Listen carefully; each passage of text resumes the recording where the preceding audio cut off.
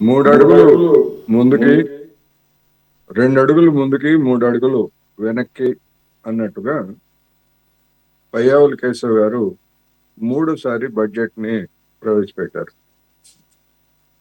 గత ఏడాది ప్రవేశపెట్టినటువంటి బడ్జెట్ 3,22,000 కోట్లు అయితే ఇప్పుడు దాన్ని 3,32,000 కోట్లకి పెంచినట్టు గొప్పగా చెప్పారు. కానీ సవరించినటువంటి బడ్జెట్ 3,00,000 కోట్లకి దాన్ని సవరించారు. అది చెప్పకుండా మేము 32,000 కోట్లు అదనంగా ఈసారి బడ్జెట్ లో మేము పెంచామని చెప్పేసి గొప్పలు చెప్తున్నారు. మరి తగ్గించిన సంగతి ఏమిటి అనేటువంటిది ఒకటైతే, ఈ పెంచినటువంటి మొత్తం కూడా వచ్చే ఏడాది మొత్తం ఖర్చు చేస్తారా అనేటువంటిది గత బడ్జెట్ల తీరుతెన్నులు చూసినప్పుడు ప్రతి బడ్జెట్ గొప్పగా ప్రకటించడం, ఏడాది చివరికి వచ్చేసరికి దానికి కోతలు పెట్టడం, దాని గురించి ఎక్కడ ఎలాంటి ప్రస్తావన లేకుండా మళ్ళా కొత్త బడ్జెట్ ని చేయడం అనేటువంటిది అందరూ అన్ని రాష్ట్రాల్లో చేస్తున్నటువంటి వ్యవహారమే. పక్కనే ఉన్నటువంటి తెలంగాణలో అదే జరుగుతూ ఉంది, ఆంధ్రప్రదేశ్ లో కూడా అదే జరుగుతూ ఉంది. ఇక్కడ దేనికి ఎంత కేటాయింపులు చేశారు అనేటువంటి వివరాల్లో కనుక వెళ్ళేట్లయితే కొన్ని ముఖ్యమైనటువంటి వాటికి ద్రవ్యోల్బణంతో పోల్చుకుంటే లేదా పెరిగినటువంటి బడ్జెట్ దాంతో పోల్చుకుంటే తగ్గాయి. వాస్తవానికి సాగునీటి రంగం కావచ్చు, వ్యవసాయ రంగం కావచ్చు, ఇటువంటి వాటన్నిటికీ తగ్గాయి. ఆంధ్రప్రదేశ్ జీవనాడి వ్యవసాయ రంగం అయినప్పుడు వ్యవసాయానికి, సాగునీటికి పెద్ద మొత్తంలో నిధులు కేటాయించకపోయేట్లయితే రాష్ట్రం ముందుకెలా వెళ్తుంది అనేటువంటిది ప్రశ్న. రెండోది, ఈ బడ్జెట్ అంకెల్లో మనకి అర్థం కాంది, మనకంటే సామాన్య జనానికి అర్థం కావాల్సింది ఏమిటంటే, ఉద్యోగుల వేతనాలు లేదా నిర్వహణ ఖర్చులు అన్నింటినీ కలిపి రైతుల పేరుతోటి బడ్జెట్లు వేస్తారు. అందుకని నిజానికి వ్యవసాయ పథకాలకి రైతులకి లబ్ధి చేకూరేటువంటి అమౌంట్ ఎంత, ఉద్యోగులకి లేదా ఆఫీసు నిర్వహణలకి అయ్యేటువంటి ఖర్చు ఎంత అనేటువంటిది మనకి స్పష్టంగా ఎప్పుడు తెలుస్తుంది అంటే, వందలాది పేజీలు ఉన్నటువంటి బడ్జెట్ పత్రాలని భూతత్వం వేసుకొని వెతికితే తెలుస్తుంది. ఎంతమంది రైతులు, ఎంతమంది ఈవెన్ తెలుగుదేశం కార్యకర్తలు కానీ వాటన్నిటిని చదవగలరు? జర్నలిస్టులే చదవలేరు. వాటిని మొత్తం చదవాలంటే ఒక రోజులో అయ్యేది కాదు. అందుకని ఆ మైక్రో లెవెల్లోకి పోకుండా గతంలో ప్రకటించినటువంటి, గత ఏడాది ప్రకటించినటువంటి మొత్తాలకి ఈ ఏడాది కోసినటువంటి కోతలకి జనానికి ఎంతమంది గుర్తున్నాయి చెప్పండి. అందుకని ఈ బడ్జెట్ అనేటువంటిది పెద్దగా పెరుగుదల ఏమీ లేదు. 10,000 కోట్లు 10,000 కోట్లు పెరుగుదల ఎట్లవుతుంది? 3,22,000 కోట్లు అని అనుకుంటే, ప్రామాణికంగా తీసుకుంటే 3,32,000 కోట్లు. మరి ఒకవైపు వీళ్ళే ఏం చెప్తున్నారు? పన్నుల ఆదాయం గత ఏడాది అంటే రేపు మార్చి 31 తోటి ముగిసేటువంటి సంవత్సరానికి 1,09,000 కోట్ల రూపాయల ఆదాయం వస్తుంది, పన్నుల ఆదాయం అని చెప్పారు. దాన్ని ఎంత కుదించారు? 98,000 కోట్లకు కుదించారు. మళ్ళా ఈ సంవత్సరం ఏం చెప్తున్నారు? ఈ సంవత్సరం 98,000 కుదించినా గానీ వచ్చే ఏడాది 1,25,000 కోట్లు మేము ఆదాయాన్ని పెంచుతామని చెప్పేసి చెప్తున్నారు. ఎట్లా పెంచుతారు? 2 పద్ధతులు.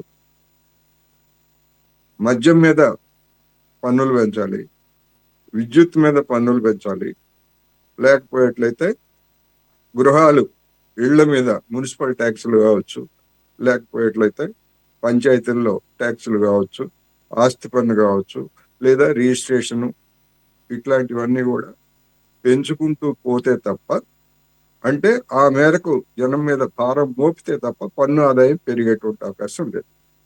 అదేవిధంగా మాది 2 ఇంజన్ల పాలన, నరేంద్ర మోడీ గారు ఎంతైతే అంత తీసుకోమని చెప్పేసి బ్లాంక్ చెక్ ఇచ్చేశారు మాకు అని చెప్తున్నటువంటి వాళ్ళు గత ఏడాది బడ్జెట్ లో చూపించినటువంటి గ్రాంట్ ఇన్ ఎయిడ్స్ కేంద్రం నుంచి వచ్చేటువంటి గ్రాంట్ 32,000 కోట్లు అయితే ఎంత వస్తుందని చెప్పారు? ఇప్పుడు 4,500 కోట్లు కోత పెట్టారు. మరి ఇంకా ఎక్కువ రావాలి కదా ఆశించిన దానికంటే. చంద్రబాబు నాయుడు గారు పదే పదే వెళ్ళి నిర్మలా సీతారామన్ని, కేంద్ర మంత్రుల్ని అందరినీ అడుగుతారు కదా, ఎందుకని 4,500 కోట్లు గ్రాంట్ ఇన్ ఎయిడ్ వస్తుంది అనుకున్నది ఎందుకు రాలేదు? మళ్ళీ ఈ సంవత్సరం ఎంత పెట్టారంటే మళ్ళీ 32,000 కోట్లు వస్తుందని చెప్పేసి పెట్టారు. అంటే ఈ విధంగా కేంద్రం నుంచి ఎంత వస్తుంది, ఇంత వస్తుందని పెట్టడం, అది రాకపోతే కోతలు కొయ్యడం, ఇది జరుగుతున్నటువంటి తంతు. మరి ఎట్లా పెంచుతారు? దాదాపు 75,000 కోట్ల మేరకు ద్రవ్య లోటు ఉన్నది కదా.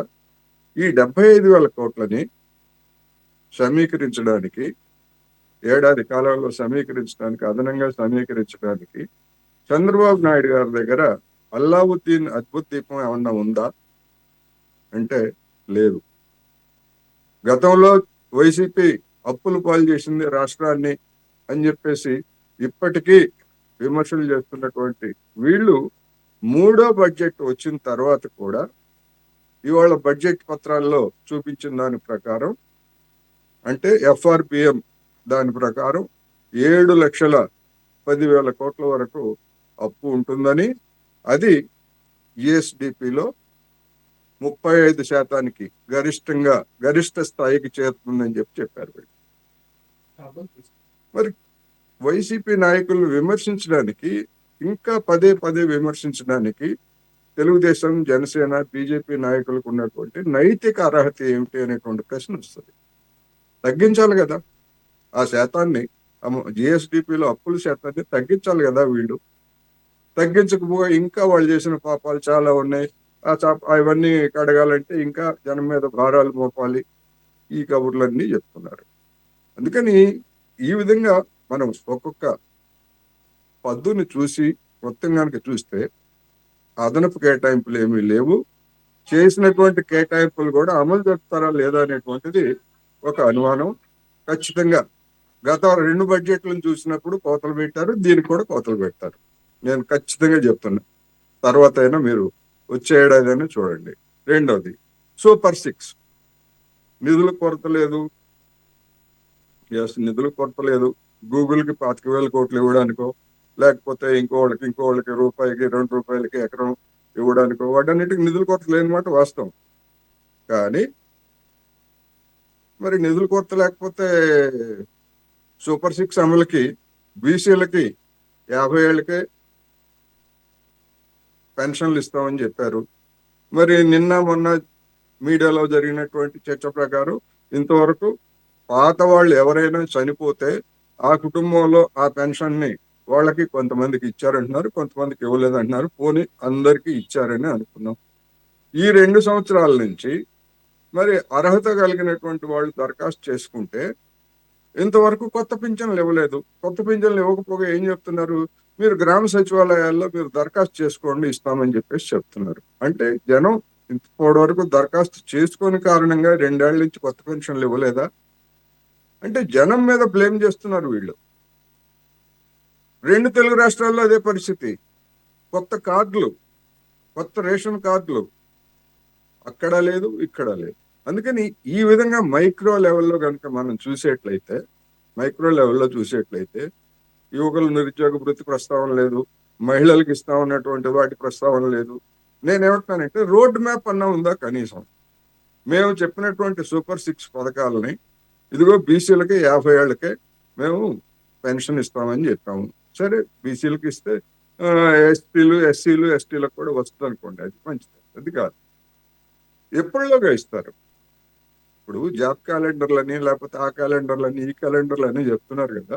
ఈ సూపర్ 6 క్యాలెండర్ల గురించి ఎందుకని బడ్జెట్లో, ఇది 3వ బడ్జెట్ కదా, ఇంకా వీళ్ళకి ఎన్ని బడ్జెట్లు ఉంటాయి? ఇంకా 2 బడ్జెట్లు ఉంటాయి. ఎన్నికల సంవత్సరంలో వచ్చేసరికి ఓటాన్ అకౌంట్. ఎప్పుడు దీనికి మోక్షం కలుగుతుంది? ఎప్పుడు అప్పులను తగ్గిస్తారు అనేది ఒకటైతే, రెండోది అభివృద్ధితో పాటు మేము ఆస్తుల దాన్ని కూడా మేము పెంచుతున్నాము అని చెప్పేసి చెప్తున్నారు. గత ఏడాది క్యాపిటల్ ఇన్వెస్ట్మెంట్ పద్దు కింద కేటాయించినటువంటి దానికి 7,000 కోట్ల రూపాయలు కోత పెట్టారు. 100 కోట్లు, ఒక 100 కోట్లు, 200 కోట్లు అంటే మనం అర్థం చేసుకోవచ్చు. 7,000 కోట్ల రూపాయలు కోత పెట్టారు. ఈ సంవత్సరం ఏం చెప్తారు? మళ్ళా 15,000 కోట్లు మేము అదనంగా ఖర్చు పెట్టబోతున్నాం అని చెప్పేసి చెప్తారు. ఎట్లా నమ్మాలి? పారదర్శకత. గతంలో జరిగినటువంటి వాటి గురించి ఎప్పుడైనా పయ్యావుల కేశవ్ గారి ప్రసంగంలో ఏ పేరాలోనైనా ఆత్మవిమర్శ, మేము కొన్నిటిని చేయలేకపోయాము, కొన్నిటిని ఈ కారణంగా చేయలేదు, లేదా రాబోయే రోజుల్లో ఇది చేస్తామనేటువంటి ఒక వినయపూర్వకమైనటువంటి మాటలు ఏమైనా ఉన్నాయా? లేవు. మరి జగన్మోహన్ రెడ్డి గారికి వీళ్ళకి తేడా ఏమిటి అనేటువంటి ప్రశ్న ఇవాళ వస్తుంది. రాబోయేటువంటి రోజుల్లో కూడా రెండింజల పాలనలో కేంద్రం నుంచి నిధులే నిధులు అని చెప్తున్నటువంటి వాళ్ళు ఒకే విషయం చెప్తాను నేను. అమరావతికి 6,000 కోట్ల రూపాయలు అని చెప్పేసి చెప్పారు. అమరావతి గురించి ఏం చెప్పారు?